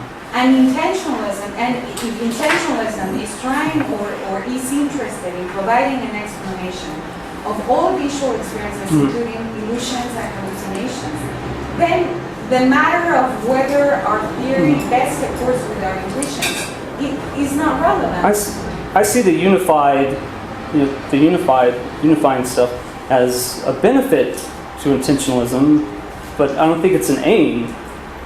I mean, I'm just going to loop back to what I was saying. I mean, what a theory does and what its aims are can come apart. I mean, because as I said, I think the fundamental aim of naive realism and intentionalism is the same, but they land in different places. The subject matter is the same. Mhm. But when you make a decision Mhm. and you favor intentionalism, you favor the aim of providing a unified or more simple explanation of all visual experiences. Mhm. And when you favor naive realism, you favor the aim of a theory that best accords with our intuitions. So I agree. The subject Mhm. matter is the same. Mhm. I think I'm starting to see what you're saying. No, keep going. Probably I'm wrong. I just. But the unified account is something that what it is the why we want that because we have the intuition that there is a unified phenomenon. Yeah. You know, it is not that it is not an aim that Not we really. decide because if I say I want a unified account of basketball and philosophy, well, no, you're wrong. I agree. Don't suffer for that. I agree. But our intuitions regarding visual experiences. So we have different intuitions. I mean, I know that Pautz says the opposite, but we think differently when we say something about perception than we say something about hallucination. So we, of course, both are visual experiences, but when you're seeing something, it is different from a case in which you're hallucinating something. And we have the intuition that it is also very similar or identical. We Yeah. do. Of course. No, but our intuitions regarding No, I mean, regarding. hallucination is very similar to seeing something. But I mean, in fact, it can be just like seeing something, except you're not. That's It can be so much like Okay, seeing something okay. that you can't tell it apart. But when you ask someone, so you have the same intuitions anyone, you can ask anyone. So what are your intuitions regarding visual hallucination and veridical perception, veridical perception? Regarding the phenomenology of those states. Same content. The phenomenology, the intuition is that it is the same. Yes. I mean, that's I think the intuitive conception of hallucination is just, it's a lot like seeing, but it's not because there's nothing there, you know. But it can be so good that, or so vivid that you can't tell it apart. But in your paper, David, you say that we have different intuitions. That our intuitions, actually, that is your response to Bouts. Not that. Is that we have different intuitions regarding visual hallucinations and regarding. So I give two responses, and I say here I say that I think I prefer a different response, and it's the second response I give in the paper. Yes. Because it concedes more to the person giving the objection. It concedes that yes, we have this intuition, this very same kind of intuition in the case of hallucination.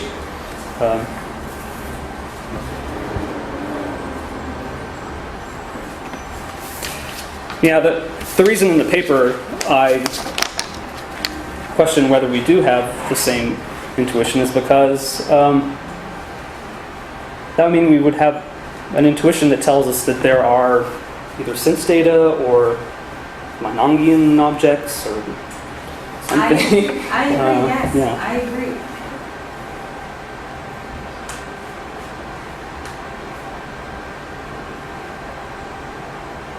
You say, an ordinary visualization phenomenon property is an intuition that we no less also have about a visual hallucination's phenomenon properties. I agree with this intuition. But so the second response I give, it grants them. We have this intuition about hallucination just the same way, and just for maybe just the same reasons we have it in the case of seeing. But the reason we have for thinking the intuition is false in the case of hallucination is precisely not available in the case of seeing. So even though, yes, it might mean these intuitions are fallible, it doesn't mean they're false. And moreover, we have some positive reason for thinking they're true, because the reasons or the instances in which we see them turn out false are not instances of ordinary perception. So they might be false for other reasons, but not because of the reason they're false in the case of hallucination. I understand that. I understand that. Okay. It's just that I want to give naive realism. I want to give a strong intentionalism. Yeah, well that's what I was saying. Yeah, it would be great. I mean, I think the intentionalist is, both are views about perceptual phenomenology. And I think that we do not have to make a decision. That we can have both, because... So you're saying because intentionalism is trying to give a unified account, and naive realism is trying to be in accord with our intuitions, but that doesn't mean that they're compatible. I agree. Okay. I agree. They are not incompatible. No, you're saying that they are incompatible. I said just because they have, just because one of the virtues of intentionalism is that it gives a unified account. That's not available to the naive realist. And one of the virtues of the naive realism is that it supports their intuitions, and that's supposed to not be available to the intentionalist. Just because, if that's meant by different aims, just because they have different aims like that, yes, it doesn't mean they can thereby both be true. It doesn't follow from that that they can both be true. I agree. And in fact, I think they can both be true.